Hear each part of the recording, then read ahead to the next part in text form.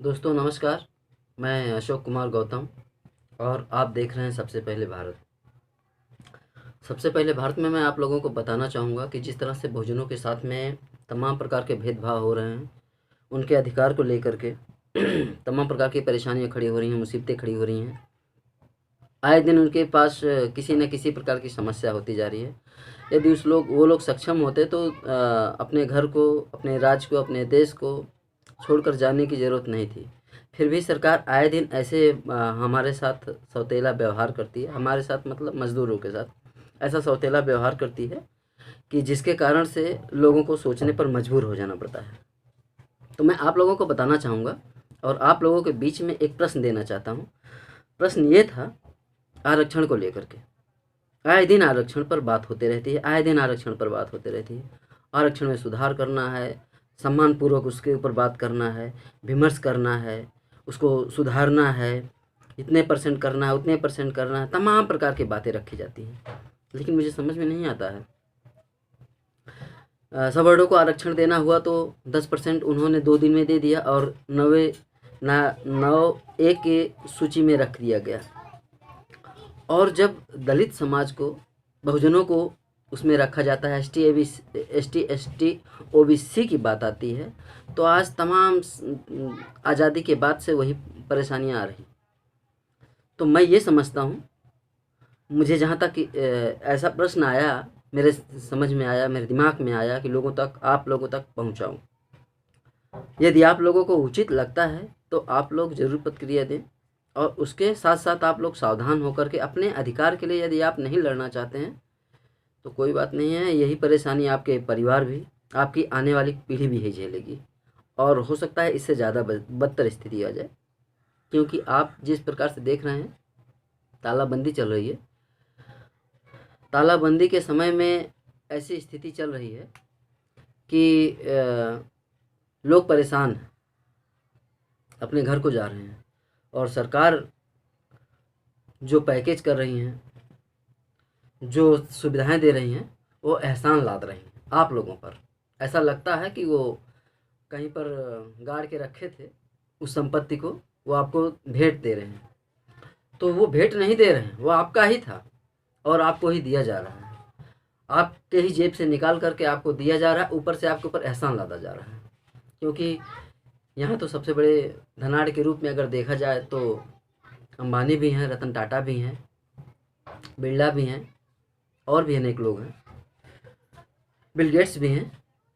तो वो तो ऐसा नहीं कहते हैं कि हम आपको दे रहे हैं। यदि वो ये शब्द कह देंगे कि हम आपको दे रहे हैं तो उनके जेब से जाएगा, लेकिन हमारे सरकार ये कहने में ज़रा भी नहीं चूकती है। फिलहाल मैं अपने मुद्दे पर आता हूँ, आरक्षण को लेकर के।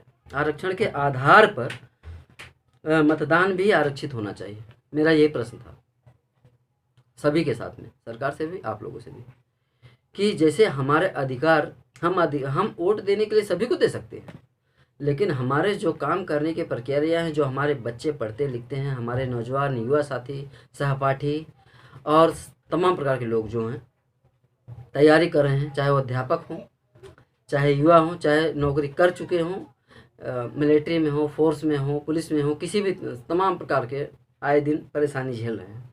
और जो लोग कर भी रहे हैं वो लोग वहाँ पर जा कर के परेशानी झेल रहे हैं। उनको तमाम प्रकार के जात सूचक शब्दों से अवहेलना किया जाता है, आलोचना किया जाता है।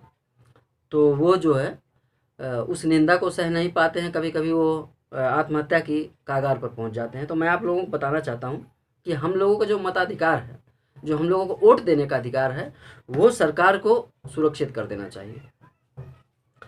जो जिस कैटेगरी से आता हो वो उसी कैटेगरी को, उसी नेता को दे सकता है।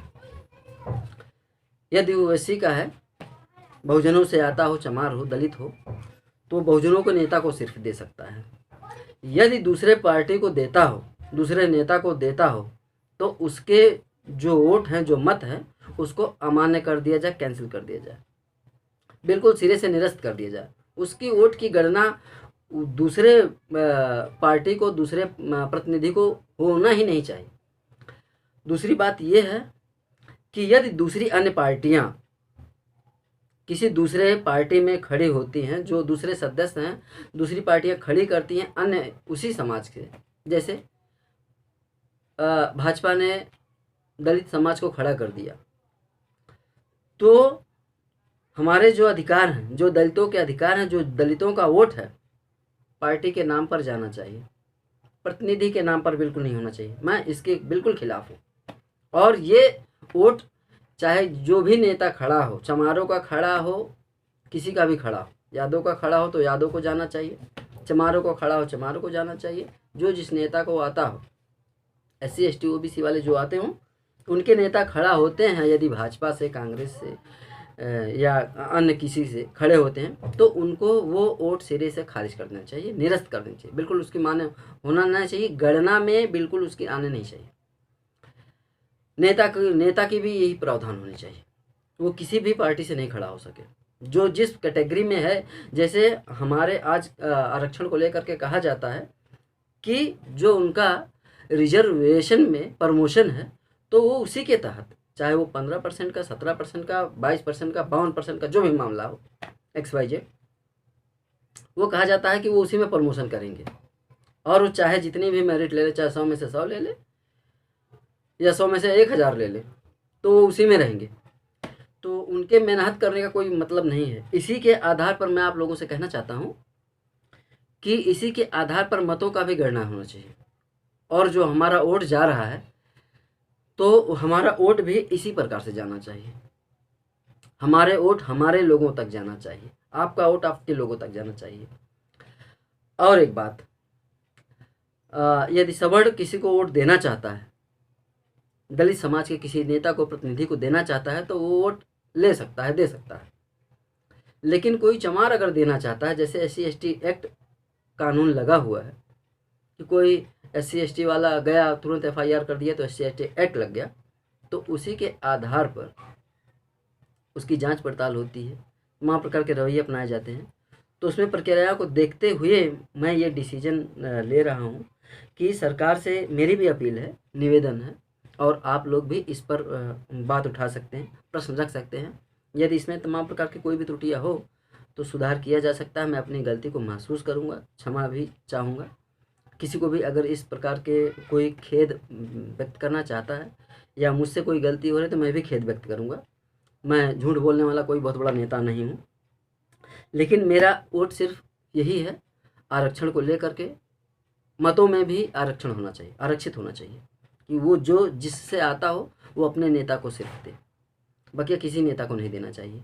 और वो जो सिरे पर, जो शीर्षाधीश, जो सुप्रीम हो, चाहे वो भाजपा का हो या बसपा का हो, बसपा में अगर कोई आ गया है, इत्तेफाक से अगर कोई आ गया है, जैसे तमाम लोग खड़े होते हैं, तो वो बसपा के नाम पर उठ जा रहा है।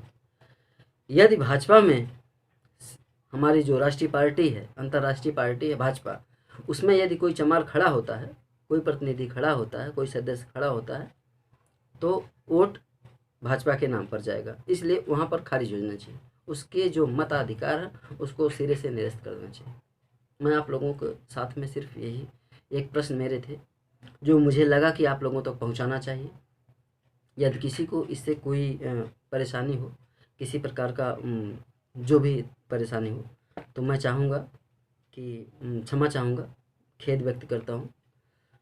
आप देख रहे थे सबसे पहले भारत, अशोक कुमार के साथ में। जय भीम, नमो बुद्धाय।